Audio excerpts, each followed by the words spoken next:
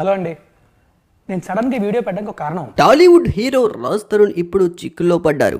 ఇప్పటికే సరైన హిట్ లేక నానా అవస్థలు పడుతున్న రాజ్ తరుణ్ కి మరో కొత్త తలనొప్పి ఏర్పడింది. వివరాల్లోకి వెళ్తే పర్సనల్ లైఫ్ లోని ఇప్పటికే చాలా కాంట్రవర్సీలో ఇరుక్కున్న రాజ్ తరుణ్ ఫ్రెష్ గా మరో కాంట్రవర్సీలో ఇరుక్కున్నారు. తనని పెళ్లి చేసుకుంటా అని చెప్పి రాజ్ తరుణ్ మోసం చేశాడని రాజ్ తరుణ్ మాజీ లెవర్ లావణ్య మీడియా ముందుకొచ్చి కుయ్యో మొర్రో అంటూ ఆవేదన వ్యక్తం చేశారు. పోలీస్ స్టేషన్ లో ఫిర్యాదు కూడా చేశారు.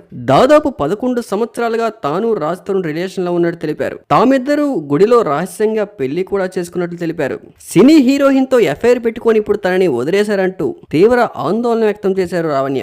రాజ్ తరుణ్ ని వదిలేయాలంటూ లేకపోతే చంపేస్తామంటూ బెదిరిస్తున్నారంటూ Nath Singh police station complaint లో పేర్కొన్నారు లావణ్య. తనను అన్యాయంగా వేరే కేసులో ఇరికించారని 45 రోజులు జైల్లో ఉన్నానని ఆమె ఆవేదన వ్యక్తం చేశారు. దాదాపు 3 నెలల నుంచి రాజ్ తరుణ్ తన నుంచి దూరంగా ఉంటున్నట్లు తెలిపారు. మాల్వి మల్హోత్రా ఆమె రాజ్ తరుణ్ తో కలిసి తిరగబడరా స్వామి అనే సినిమాలు నటించారు.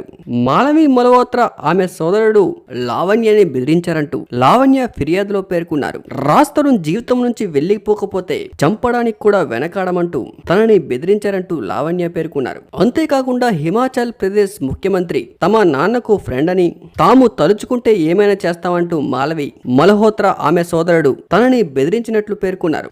మాలవి ట్రాప్ లో పడి రాజ్ తరుణ్ తనని దూరం పెడుతున్నాడని లావణ్య ఆరోపించారు. మాలవి మల్హోత్రాతో ఎఫ్ఐఆర్ కారణంగానే రాజ్ తరుణ్ తనని పక్కన పెట్టాడంటూ ఫిర్యాదులో పేర్కొన్నారు.